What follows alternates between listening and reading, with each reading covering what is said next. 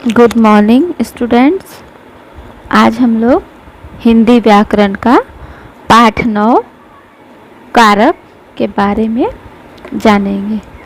कारक क्या है और कारक चिन्ह क्या है, कारक के कितने भेद होते हैं। तो पहले कारक के बारे में समझते हैं कि संज्ञा और सर्वनाम के जिस रूप से, संज्ञा या सर्वनाम के जिस रूप से हम किसी वाक्य के अन्य पदों, जैसे संज्ञा सर्वनाम है उसके साथ अन्य पद भी तो होते हैं, विशेषण होता है, क्रिया होती है, ठीक है, कर्म होता है, तो उनसे संबंध जोड़ते हैं विशेषतः क्रिया से, विशेष रूप से क्रिया से। यानी कि किसी भी वाक्य में क्रिया का जो है अहम रोल होता है, महत्व होता है, क्योंकि क्रिया ही पूरे वाक्य को कंप्लीट करती है, पूरा करती है। तो विशेषतः क्रिया से जब संबंध जोड़ते हैं, संज्ञा सर्वनाम के जिस रूप से क्रिया का हम संबंध जोड़ते हैं, तो ये संबंध जोड़ने की जो प्रक्रिया है यही कारक है। और ऐसा करने के लिए जिन चिन्हों का प्रयोग किया जाता है उन्हें कारक चिन्ह, विभक्ति चिन्ह या परसर्ग कहते हैं। तीनों चीज़ कहते हैं, या तो कारक चिन्ह कहते हैं, हिंदी में कारक चिन्ह कहते हैं, परसर्ग भी कहते हैं, और संस्कृत में इसे विभक्ति चिन्ह कहते हैं। तो और इनका प्रयोग, इनका जो है प्रयोग करना क्यों आवश्यक है ये हम समझ लेते हैं। जैसे यहाँ पे एक एग्जाम्पल है, उदाहरण है, मोहन ने नौकर को बुलाया। अगर हम इसको और ने को हटा दें तो पढ़ेंगे मोहन नौकर बुलाया, मोहन नौकर बुलाया। वाक्य स्पष्ट नहीं हो रहा है, समझ में नहीं आ रहा है कि बोला क्या जा रहा है, कहा क्या जा रहा है। वहीं अगर ने और को लगा देते हैं तो हमारा वाक्य जो है स्पष्ट हो जा रहा है, पता चल रहा है कि मोहन जो है करता है, वह नौकर मतलब कर्म को बुला रहा है। तो अभी इसको हम आगे जब इसके भेद पढ़ेंगे तो कर्ता कर्म ये सब चीज़ जानेंगे।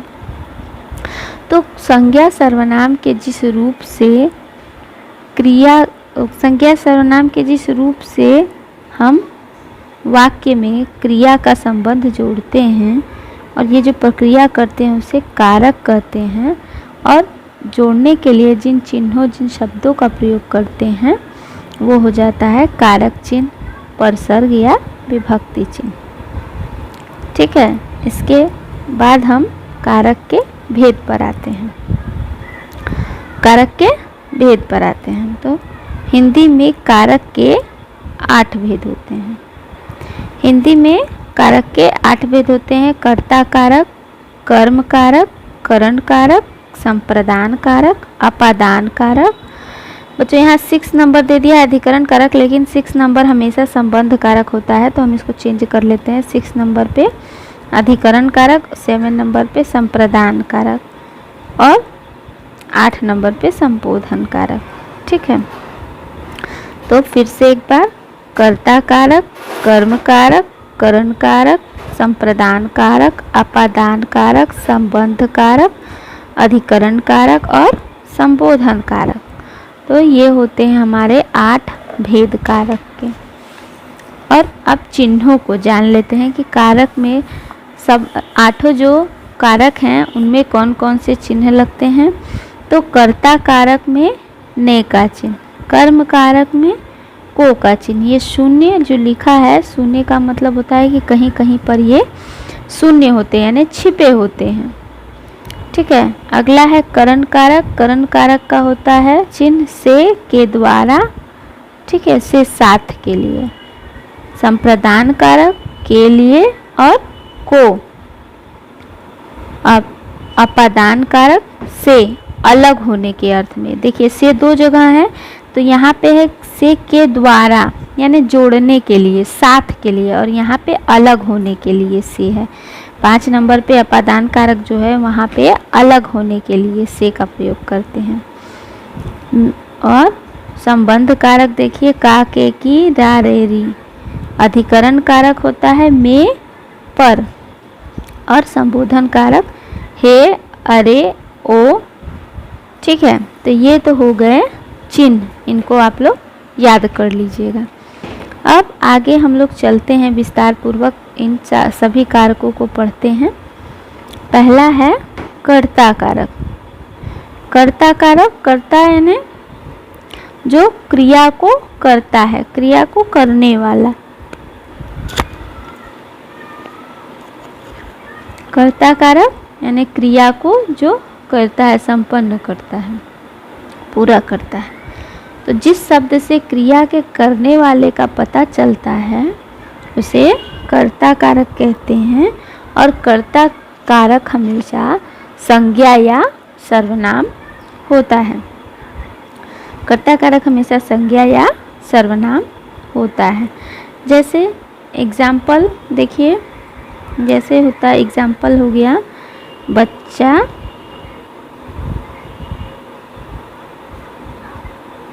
रोता है,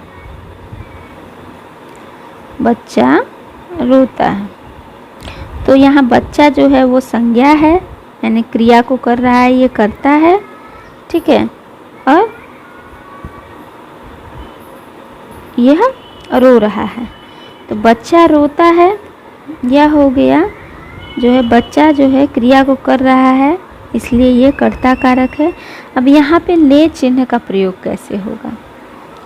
तो यहाँ पे तो शून्य है बच्चों, ने का प्रयोग। और अगर वहीं हम लिखते हैं बच्चा गाता है, बच्चे ने गाना गाया।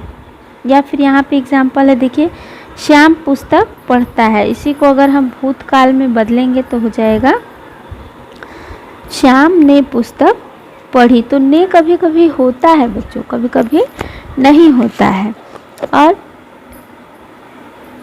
कर्ता जो होता है, बस यहाँ पे हम एग्जाम्पल में देखेंगे, हमको समझ में आ जाएगा कि जो संज्ञा या सर्वनाम है, जो क्रिया, जो हमारा कर्ता है, वो किसी क्रिया को संपन्न कर रहा है, यही कर्ता कारक होता है। अगला है कर्म कारक। अगला जो है कर्म कारक, जहाँ पर क्रिया का प्रभाव कर्ता पर न पड़ के कर्म पर पड़ता है। यहाँ तो क्रिया का प्रभाव कर्ता पर पड़ रहा है बच्चों, देखो रोता है, कौन रोता है? तो बच्चा रो रहा है। यहाँ पे सीधे सीधे क्रिया का प्रभाव कर्ता पर पड़ रहा है, कर्ता कारक में। लेकिन कर्म कारक में क्या होता है? क्रिया का प्रभाव कर्ता पर न पड़ कर के कर्म पर पड़ता है, जो कर्म हो रहा होता है उस पर पड़ता है। जैसे वह पुस्तक पढ़ता है, तो यहाँ पे हम अगर को का चिन्ह लगाते हैं, वह पुस्तक को पढ़ रहा है, यह कर्ता हो गया, यह कर्म हो गया और यह क्रिया हो गई। ठीक है, तो जब क्रिया का प्रभाव कर्ता पर न पड़ के किस पर पड़ता है? कर्म पर, पुस्तक पर। यहाँ पे पढ़ने का प्रभाव किस पर पड़ रहा है? पुस्तक को। जो भी पढ़ रहा है वो पुस्तक को न पढ़ रहा है, तो पुस्तक मेन हो गई यहाँ पे। तो क्रिया का प्रभाव कर्ता पर न पड़ के कर्म पर पड़ता है, वहाँ कर्म कारक होता है और कर्म कारक का चिन्ह को होता है। और यहाँ पर भी कभी कभी को जो है साइलेंट रहता है, यानी छिपा हुआ रहता है। इसकी पहचान करने का एक और तरीका है कि हम क्या लगाकर प्रश्न पूछेंगे और हमारा उत्तर आ जाएगा, तब कर्ता कर्म कारक की पहचान हो जाएगी। जैसे वह क्या पढ़ता है? तो वह पुस्तक खेलता है, पुस्तक पढ़ता है। वह फुटबॉल खेलता है, तो वह क्या खेलता है? तो फुटबॉल खेलता है। यानी जहाँ पे प्रश्न क्या लगाकर प्रश्न पूछेंगे और हमारा उत्तर आ जाएगा, वहाँ भी हम कर्म कारक की पहचान कर सकते हैं। तो यहाँ कर्ता पे मेन फोकस नहीं, मेन फोकस हमारा जो है कर्म पर होता है। ठीक है, अगला है तीसरा नंबर करण कारक। करण कारक का अर्थ होता है साधन। करण कारक का अर्थ होता है साधन। तो क्रिया को करने के लिए जिस साधन का प्रयोग किया जाता है, वहाँ पे करण कारक का वहाँ पे करण कारक होता है। क्रिया को करने के लिए जिस साधन का प्रयोग किया जाता है वहाँ करण कारक होता है और इसका चिन्ह होता है से, के द्वारा या साथ के लिए। अब इसका उदाहरण एग्जाम्पल से समझिए कि जैसे मोहन हाथ से लिखता है, मोहन हाथ से पत्र लिखता है। तो मोहन जो है पत्र लिख रहा है लेकिन उसका साधन क्या है, हाथ से। या फिर मोहन कलम से पत्र लिखता है, उसका साधन क्या हो गया, कलम से। देखा आपने, से का प्रयोग यहाँ पे साधन के लिए हुआ। वहीं देखिए यहाँ पे एग्जाम्पल है, मैंने चाकू से सेब काटा। तो जो काटने की क्रिया हो रही है उसका साधन क्या है, चाकू।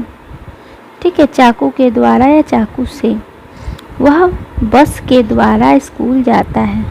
स्कूल जाने का जो काम हो रहा है उसका साधन क्या है, बस के द्वारा।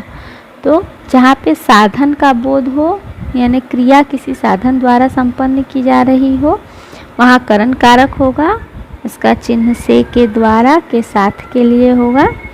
अब इसके आगे का जो भाग है वो अगले वीडियो में हम लोग पढ़ेंगे।